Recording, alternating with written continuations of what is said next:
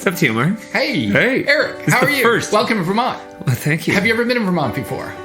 Many a time. Other than college. How did you go to college in the place I ended up living? You have to look into the lentils and you'll see the answer. Number 12, the first ever that we've been together for this podcast. The first we've ever been together and about lentils. And you haven't been here before, so I'd ask you about the lentils. Where you been? Time to delve into number 12 is all I can say to you, Mark. That's fine as long as there's no more legume jokes. Legroom jokes? Yes, there's I plenty think we have enough legroom between us. It's not like Maryland. There's a lot of legroom up here in Vermont.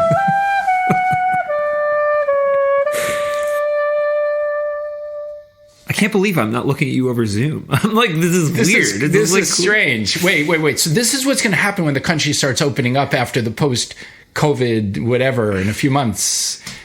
People are going to start looking at each other, and I'm guessing they're going to look at each other face to face, like you were right over there, and they're going to say, kind of nicer with COVID because with Zoom, you could be doing all this other stuff and no one will know. Correct. And I don't mean that way. But you know what I mean? I'm sorry, Mark, you didn't put pants on for the podcast. Is the cameras, is that going? How do I mute myself here? Can I mute? Wait. I didn't mean leg room in Vermont. I meant leggings. Let go of my ego. So wait a second. I'm confused. Are you saying, or am I saying, that in the post-COVID time frame, we actually don't want to see each other? Correct. Okay. I gotta go. Bye. See you. All right. You know what I has been pondering is how I first met you, which we have never talked about on this podcast. How did we meet? Okay, so I think it was in Washington, D.C. Yes. Is that right? Is that where? Washington, D.C.? 1996? 1996. 96. Oh my gosh. Yes, I know. That's the year. We first met. So this would be 25 years. Wait. What? Is that? Wow. It's the 25th year anniversary. Yes. Wow.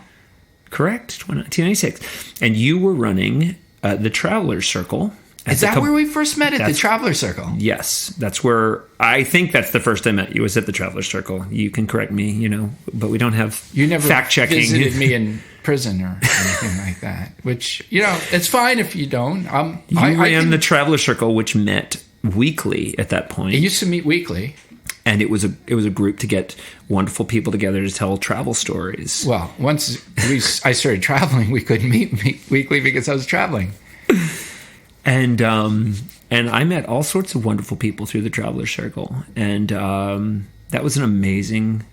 Still is. I mean, we still, the Traveler Circle happens at points, but that period, that was a good 15-year stretch or something, or something like that. A good long stretch. Sort of moved up to Vermont now, right? But the idea was that people would get together and share stories. There was no money. There was very few rules. There was no fact checking like the federal government, our federal government, probably other federal governments as well. And people would. It's a little bit like jamming on a musical instrument. Right. So let's say you start with a story. Right. I'm not even sure what story I'm going to tell, but then I hear your story and I think, that reminds me of the time I was in Guatemala and I was crossing the border, and then all of a sudden they saw the beer and they whatever. Right. And then someone else hears that story, and it's the stories create momentum. Right. And you become part of a community of threads of stories where you all learn stuff. Right. And often in those times I would play some music and you were real encouraging of that. I mean, it was just wonderful. Yeah. And the people, and it's also about the people that you meet, wonderful people through the Traveler Circle, so many great people that I connected with. Just speaking for myself personally, it was a really valuable thing that, we is to be, we like to remind our kids of and remind people of the value of, and remind ourselves of the value of telling a story, telling a story, traveling and telling a story, telling stories anyway, but, specifically traveling and telling stories. And, it's one of the greatest things in life and one of the greatest connectors. And so, yeah. Sometimes you're traveling and it's like, oh my God, This is nuts. And yet, sometimes, not always, those are the best stories. Can I share a travel story that you were a part of? I would love because that. I mean, Sure. So you came to visit me in India. I did when Julian and I were there on Fulbright about 4 years ago, right? And doing music, and that I was there, and you and your kids came, and we were taking a trip to Darjeeling. We had to get to the train station. Oh my gosh, I'll never forget that. So we were in Varanasi. That was just insane. Varanasi along the banks of the Ganges Correct. River. Oh my gosh, there's so many stories we could tell, but but the one I'm thinking of is the taxi that took us to the train station. You don't mean like the taxi from hell? Is that the one you mean? Where the taxi driver decided to avoid paying a toll, he would go the opposite way across on a highway, on a bridge. At dusk. At dusk. The sun was setting. Our life was ending. God was tired of us. And as I remember, the sun was going down, and there's big orange sun, and these big trucks with wheels that were higher than the taxi itself were coming toward us. Because guess what? Just like you just said, we were on the wrong side of the highway. Like he entered the exit ramp and got on and went, yeah. I mean, this is true story, literally. I mean, was this the same driver who didn't know where the train station was? Correct. He had to keep stopping and asking people? But yeah, so not to be critical. And then so we got there and our hearts were in our mouths at that point. I thought we thought, did we not, that we were going to die? And we were kind of like close, we were like, we got to get to the train. We got to make sure we get to the train. And we got there and it said, what did it say? 1 hour late or 2 hours, right? 2 hours and then all of a sudden it was like 2 hours late. 3 hours late. 2 becomes 3. 3 becomes... And I think it was 4. What was it about? 10 hours later? It was 8 hours. 8 hours later. We waited... The whole night. All night after rushing and almost dying on this crazy taxi ride. And we waited, and I remember we were sleeping on... There's maybe one bench, but mostly we were sleeping on the floor, the cement. It was like... the ground. And the kids they're just rolling. It was fine. It was no problem. And wasn't there a bunch of animals sharing that space with us? Yeah, there were monkeys. There was a bull climbing through the rafters. A bull. There was a bull walking with the big horns. And there was rats. Yes. Oh, the rats. Oh, I loved them. The rats were the best. Yes. I could totally have this wrong, but for some reason I remember... Of course, this was a train station, so it wasn't just our train. There was a lot of trains. So a train would stop every, I don't know, hour or half hour, whatever. And people would get out of the train because maybe there was a layover for 10 minutes or whatever. And they would, take showers, urinate, do whatever. And then they get back on the train. It was like not what you'd see at Penn Station. No. But I love the Indian trains. I'll take it all. And I'll tell you, once we got on the train, the memory that's most seared in my brain was playing tunes. You had your recorder and I was playing my guitar, and we were playing John Henry. Yeah. John Henry, baby, sitting on his daddy's knee, and we're singing that great American folk song.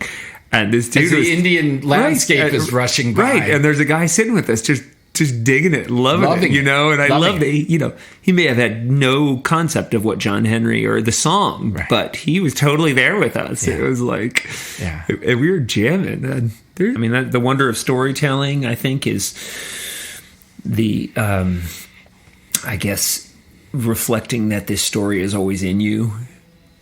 And so that story, we haven't even told the story of our walk on the Ganges. That'll have to be another time. But those stories are always in you, and those experiences. And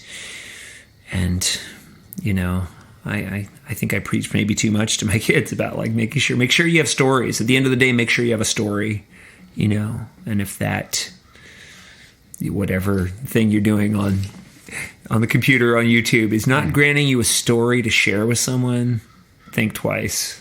And there's stories with, I'm thinking you're using the metaphor of food, where there's more nutrients in the story. Like you could see a film which is telling a story, and it's kind of canned and there's a formula to it. But then you can have a story with a lot of nuance and nutrients that enrich you. Right. Yes, the joys of having animals. Kitty cats. One of the special things for me with the Traveler Circle, having been running it since 1996, is getting my kids involved. Right. So they show up and they have no story to tell and they have to make up a story on the spot, and that develops a muscle. Yes, totally. And they get to hear other people's stories. So they get to hear people who have been in Peace Corps and their stories, or something happened in Africa or something. And my kids are, it's like a live it's like you're reading National Geographic, but it's live. Right. And it's not the famous great author. It's like, one of Eric's friends and stuff. And right. That's really cool to learn, have your kids learn about the world through stories. And something tells me that that's how people used to do it. Absolutely.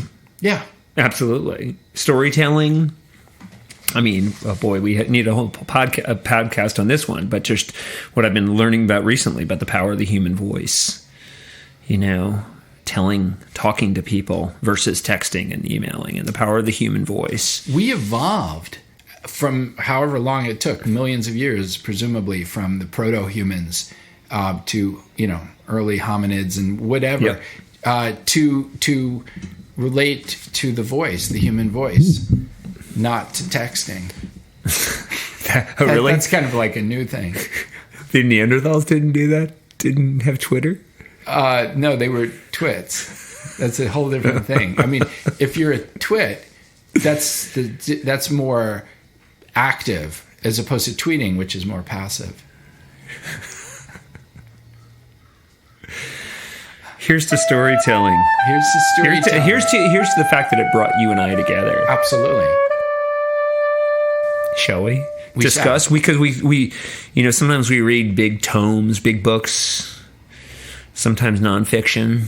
We read something kind of fictional last time, kind of semi-fictional in The Burning. A Burning. But then sometimes it's fun to, just read a story and talk about a story, because some of these stories have a lot of weight. Just a simple story, and so we read The Lady or the Tiger. And I had suggested it because it's one of those stories I read. It must have been in high school I read this, and I always remembered this story, and it's like, why did I always remember that story? Was my question to myself. Like, why didn't I forget that? There's plenty of things you forget in life, but I always remembered the story. Right. And then you read it, and you sent me your answer.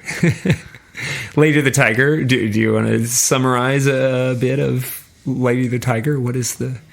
Right. So a long time ago, there was a semi-barbaric king who got very creative with the way that he wanted to put forth justice in his semi-barbaric kingdom. Right. And so rather than having like judges or a set of laws or something like that, he decided to do what?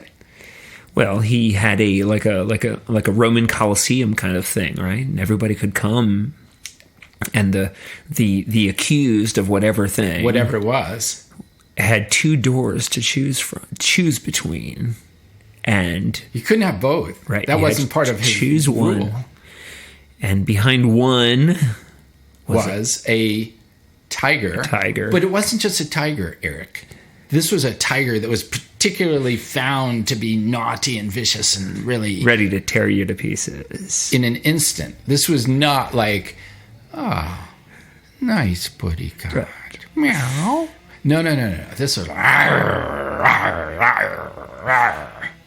behind the other door, behind door number 2, was a lady. Right, a lady. But it wasn't just a lady, Eric. Right. It was finest lady in the land. It was not just the finest lady in the land, and yes, it was the finest lady in the land. This was a lady who was found specific to the person who was being accused to be a perfect match for the person being accused if it turns out they were innocent, as seen by the king. Or as seen by fate, basically, though, because it's, the king has no choice. Nobody gets to choose. It's only the accused gets to choose which left or right. Left or right. Or right or left. Yeah, I mean, either. And if you choose, and if the lady comes out, you have to get married. You marry this, and there's a big celebration. And it turns out, this is going to sound a bit weird. Let's say that you're accused of something. Maybe you did it, or maybe you didn't. And maybe it just so happened that at that moment in time, you're already married with kids. Didn't matter. You still had to marry. If it was a lady, you still have to marry the lady and be very happy to wed her. So the crowds come. Because it's an entertainment for the Saturday, right? Yeah. What's going to happen? And I don't think there's really any. It's not a giveaway to say that the author. This was written in 1880. The author, whose name is escaping me, the author does not tell us what happens. The accused, actually, the accused who had fallen in love with the king's daughter. Correct? And that's what he was being accused of. Right. If I'm not mistaken, this accused person was being accused because he fell in love with the king's daughter, and the king's daughter was royalty. And the accusation was he loved her and he was not royalty. He was of the lower classes. Right. And that sort of discrepancy was a bit, from the king's point of view, off-putting. Right. So when he comes out and the throngs are looking at him, and again, I don't think this kid is still worth reading. It's a short story, right? They're looking at this. That's what they do. This guy, the accused, and he looks at her. He looks at his the princess sitting by the king, so loved, right? And while that's happening, the throngs were looking at him, right, saying, oh, "He's such a nice-looking man," right? And he asks with his eyes, basically, which door. Because he knows that she knows. She's that kind of person. And she would be able to figure it out. She has access to power. She has money. Wily she knows which door. Daughter of a king. Well, let's just say daughter of a semi-barbaric king. Right. She knows. And she might be semi-barbaric herself. Correct. She knows which door. She also despises the woman that's behind the door. We're not sure how she feels about the tiger. Right. But she felt, I don't know if she felt jealous about the tiger. Not any nice tiger, but this is like a really rough and tough, scrambly kind of claws and stuff. Tiger. But she did, however, feel jealous about the human woman with her own charms. And she indicates to him with the quickest of motions. Very quick. No one knows this because everyone's looking at him. Not just quick, but quickest. You're right. It was quickest. She indicates with a little flick of her hand. Which to the right. She flicks to the right. So he knows that he should go to the right. Right. So the question, dear reader, is: Did the princess point him to the door with a tiger? Was behind the right door? Was it a tiger or was it a lady? And that's for us to figure out. Right? It could be the tiger was a lady, right? It could be a female tiger. Correct. So we don't know the answer. So this raises an interesting question, and that is, why the heck did the king devise such a bizarre system of justice? Yes, I think it raises that question and many others. I think the obvious question is, what do you think she pointed him to? All right, so let's start there. No, those are all, you're right. That's what I think. It's a great story because there's that question. There's the why does the king think this is justice? And I think those are all. That's what great literature does. It doesn't tell you it makes you ask the questions, right? And so, do we want to? We don't want to ruin it for the readers, but for our listeners? But do we want to guess which put forth to her lover? Yes. I mean, certainly. Well, with all he tries to give you a bunch of seeds of like background to help you make an informed choice. I think she pointed him to the lady. Really? I do. I mean, maybe it's like it's dependent. You have such a nice way about you, and you must believe in goodness of humans. Wow, I never knew that about you. Seriously? I think she pointed him to the lady. Yeah. Not the lady tiger, the human lady. Yeah, to get married, yeah. So you really think that this daughter of the king, of the semi-barbaric king, is going to say, okay, you go have this wonderful life with this sexy babe. While the whole kingdom and the throngs are watching, and the big betrothal with is that how you pronounce that word? Sure. Thank you. With flowers and a big parade, and the king's going to be there, and you're going to get on that night, and in terms of sharing literature and stuff. So, you think that?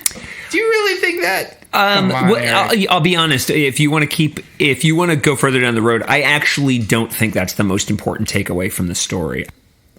You answer, and then I'll tell you what I think is the bigger takeaway. But there's lots of questions. I will answer, yes. And I also have a sense of what the bigger takeaway yes. is. And I'm fascinated to see if what you think is the bigger takeaway is the same thing that I think is a bigger takeaway. Okay, tell me all things. Yes. I think that the semi-barbaric daughter of the semi-barbaric, it's like a half and a half, so she's probably like a quarter barbaric. So I think that she had a sense that her lover kind of knew this woman that the king found. And I think that stung. And so I think that she had a sense that it was time to reset things. And she would have to live with... Here's the thing. This is a sad, sad point about the human heart. It feels like almost like an affair in the sense that the man she loves would be with another beautiful woman. And that's going to happen tomorrow and the next day, and she's going to see him in the newspaper at the kingdom and whatever ancient Facebooks they had. Whereas if it's a tiger, it's just going to be a story. It's going to be horrible. She will feel bad, but then it's done. With an affair like that, quote unquote, it wasn't her fault. It wasn't really an affair, but that kind of in your face for the rest of her life would be painful. Right. And maybe she knew that, and she just said, well, the tiger has to eat anyway. Right. And if she believes in an afterlife, he'll be straight going to the afterlife, perhaps, and then she'll get to see him there. Right. So my sense was that she wasn't portrayed as being necessarily Mother Teresa. Right. So I thought maybe she just didn't want to deal with that pain in her heart. Right. I think you changed your answer because I think you told me like 2 weeks ago or something when you replied. I think I'm not fact checking, but I think you said the lady. I thought you said the lady, that you texted me or something. You said the lady, which is not putting you on the spot because that's what this story does. Because tomorrow I'll have a different answer for you. Why would I say the lady? Why would she do that?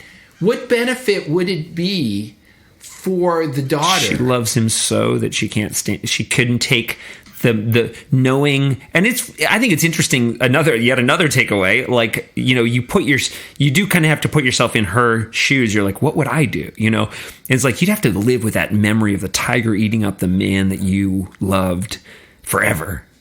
Even if compare, weighing either having to sit with that memory or having to see him and this lady or know that they're together and you're not, which is more painful? Maybe there's like a utility kind of thing. You have to do kind of weigh. Well, the thing is, if you're not a narcissist, the clear thing to do is to open the door for the lady so Right. that everyone could live happily ever after. And the tiger will eat a lamb or something, not a human. Yeah. Right. So, I mean, that's the nice thing to do, clearly. But I don't know if I got the sense that the daughter, I don't know if I got a sense that she was a narcissist or, totally self-interested. I don't know if that's clear. It's only like 3.5 pages. Right. It's not like a 200-page novel. So what is your takeaway? What's your bigger takeaway? How about you say your bigger takeaway? And I'll My say bigger it at takeaway. the same time. 1, 2, 3. Go. That's hard. I can't do that. You go first. Well, I just think the bigger takeaway is choices, making choices in life. And, this Lady of the Tiger has become a, what do you call this? I don't know what the word is, metaphor or something. I can't think of what the right for, like, choices where you can't know the right way to go. It's symbolic. And I don't know. I think our world, for a lot of people, we're full of choices.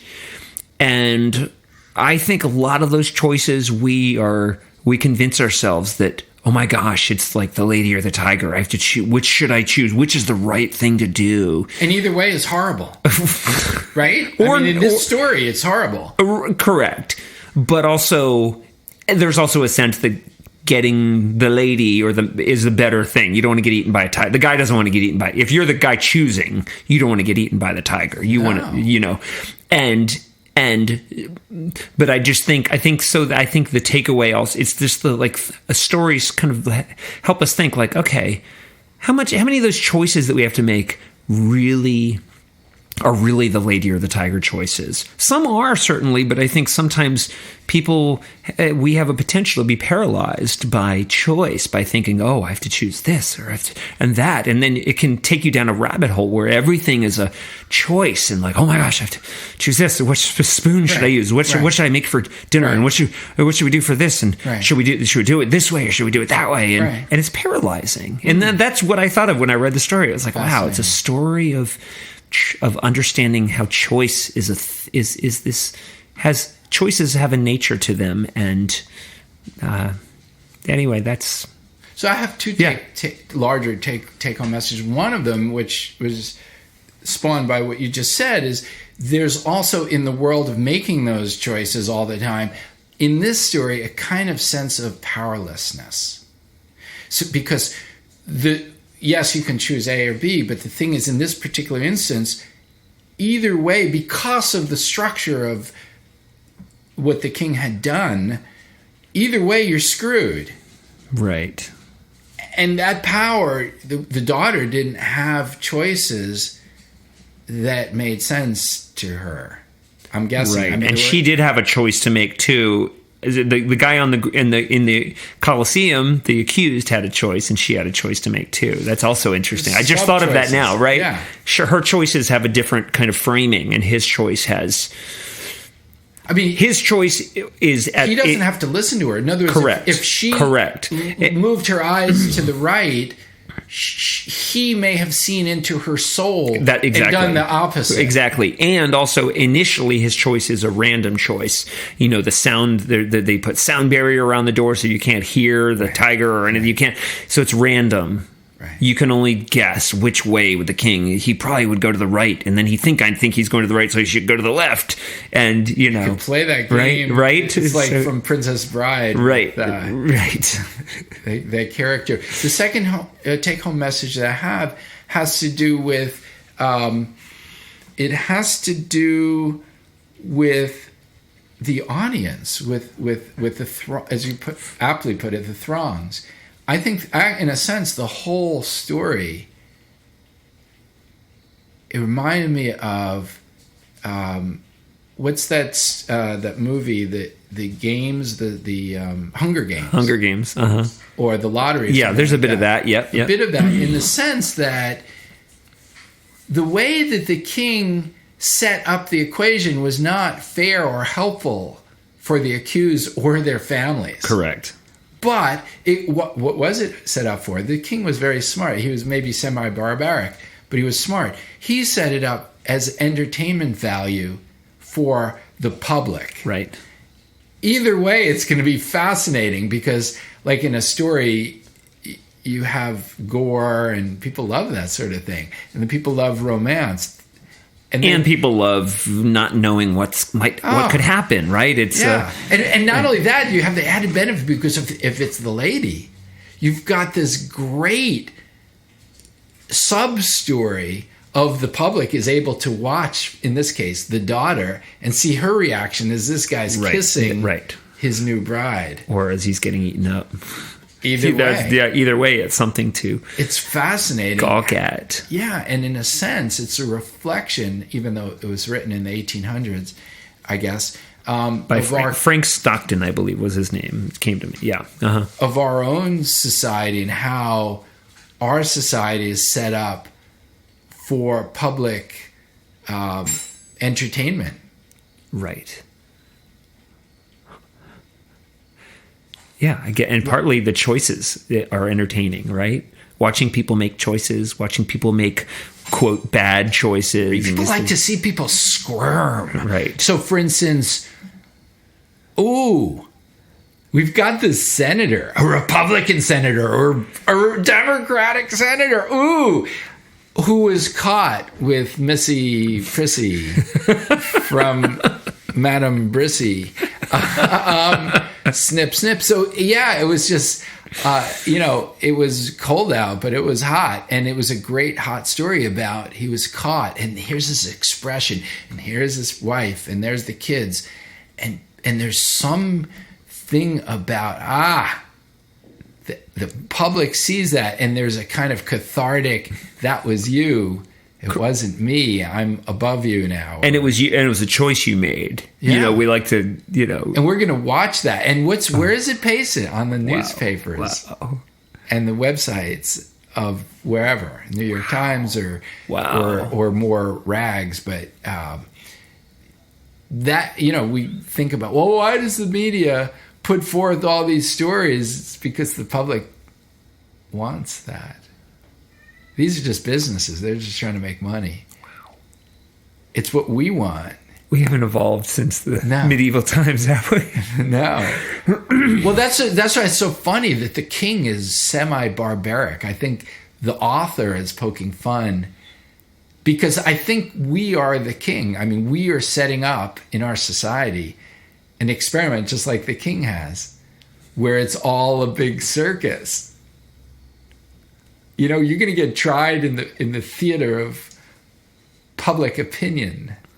Bum, bum, bum, bum. Yeah, it's like, that's fascinating. I hadn't added it up that way. That's really interesting.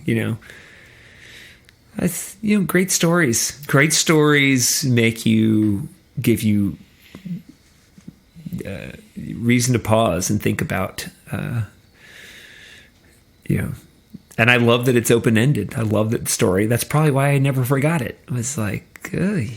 And speaking of pause, you could think about it from the tiger's point of view. So, because I knew we were going to be talking about choices and, this tune that I've written that's going on the new album I wanted to play for you called Boots on the Ground. Okay. And, somehow the Lady the Tiger just, maybe just the thinking about choices and the choices, and maybe also thinking about the choices that paralyze us or, so this is Boots on the Ground.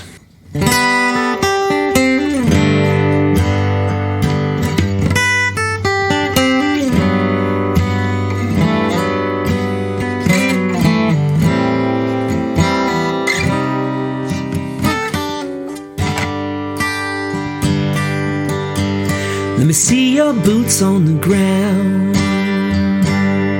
Let me see the place where you're found. Let me see you not make a sound. Don't need the tears all around. Let me see your boots on the ground. Let me see you not make a sound. me see you walking around. Let me see your boots on the ground. Let me see you lost and found. Get your boots on the ground. Like a flash of lightning, it came so fast. What's gonna last, you ask? Time tells it will. Time kills it will. Get your boots on the ground. Get your head out the ground. Listen to the sound of walking around. How they pound and pound, how they wound around. Get your boots on the ground.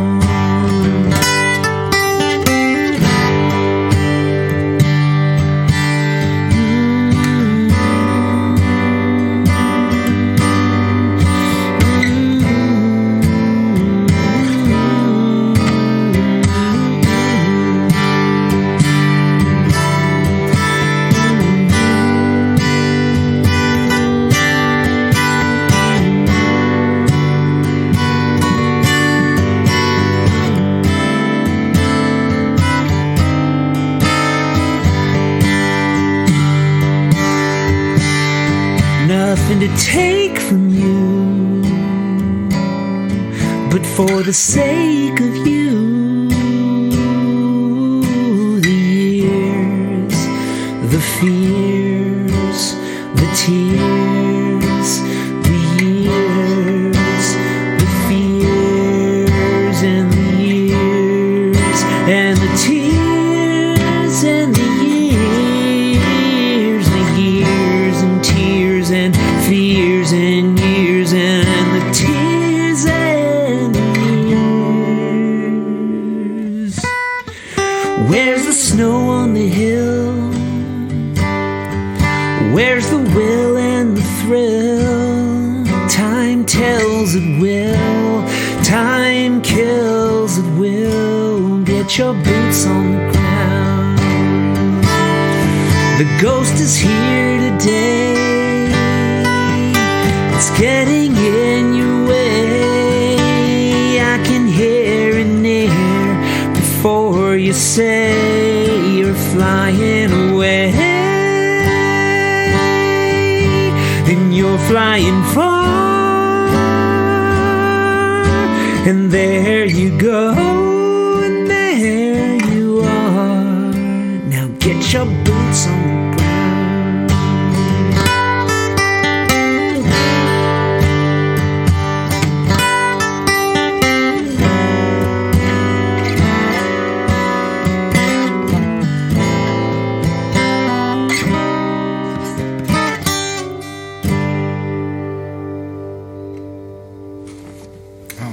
Thank you for that. I think there's so many choices in life, and I think there are times where we just sit in quicksand, or just stay. We're not grounded in the decisions. We just can't go there. Right. And then life just happens around us. Keeps moving. It keeps Just going. keeps moving. Yeah. As does everybody else. You know, Yeah. everybody else is making choices. So, here's to having our boots on the ground. Yeah. It's funny because Mr. Peach got some boots. Did you know about these? They look kind of squishy. Very squishy. Squishy, sweet. Yeah. You tasted Like Mr. Peach's boots? watermelon sugar. Wait, hold on. Uh-oh. That was a different style. Are you choosing the peach or the watermelon? Because that can get very... That's juicy. What are the seeds of that that comment there? There's a lot of outgrowth of shoots. If you were in the middle of an arena and you looked at me and asked me the watermelon or the peach, I would say that was a fruity question. I might indicate to the right, but that could mean all sorts of things. It could mean like chop chop. Chop chop. It could mean... Oh no, not that. Oh, no wonder. Oh my gosh, that's why they had the boot on the ground. You know, there's a national fish for this very topic, covering all the things we've discussed thus far. National fish? Yeah. Because it's the watermelon fish? No. Close. Okay. You're not going to give the answer. We're all going to have to decide what I don't know what the answer is. I thought you would know. No, it's the flounder. Like you're floundering. Right. Floundering. I understand. No, not floundering.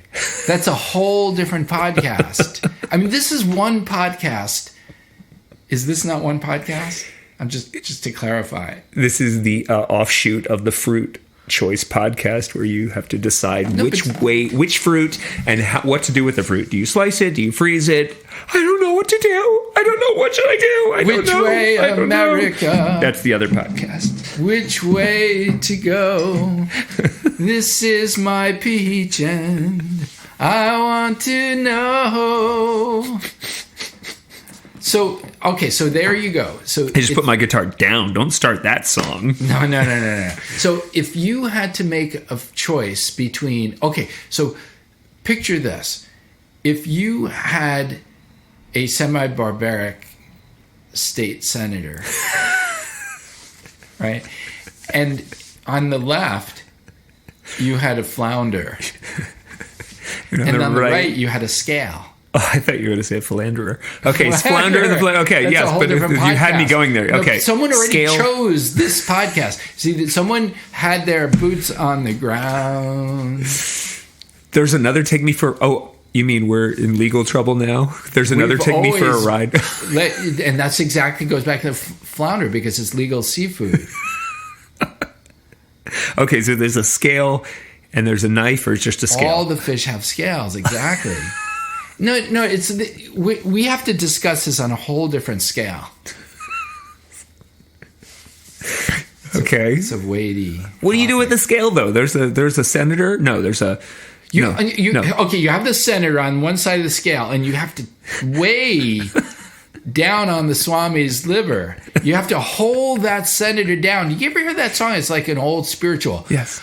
Hold that senator down, boy. You never learned that when you're growing up? I learned it with a different word for instead of senator. Oh yeah, so a lot of people insert things into the senator. I meant in place of the senator. You know what I meant. I was just philandering there. So I think the thing about a senator and a fish. Yes. Okay, so if you have a slimy fish on the left, right, and then you have a senator, a scaly or slimy one to. I'm saying choose. A state senator. Make I'm not a choice. talking like a real senator. I'm talking about like a state senator, right? And then you had someone winking at you. Yes. Your right eye choosing. On the podcast, nobody knew what I just did. But you have to guess, and we're not going to tell you. So right. It's up to. If you, it all has to do with getting your boots on the ground. Okay. If you had to choose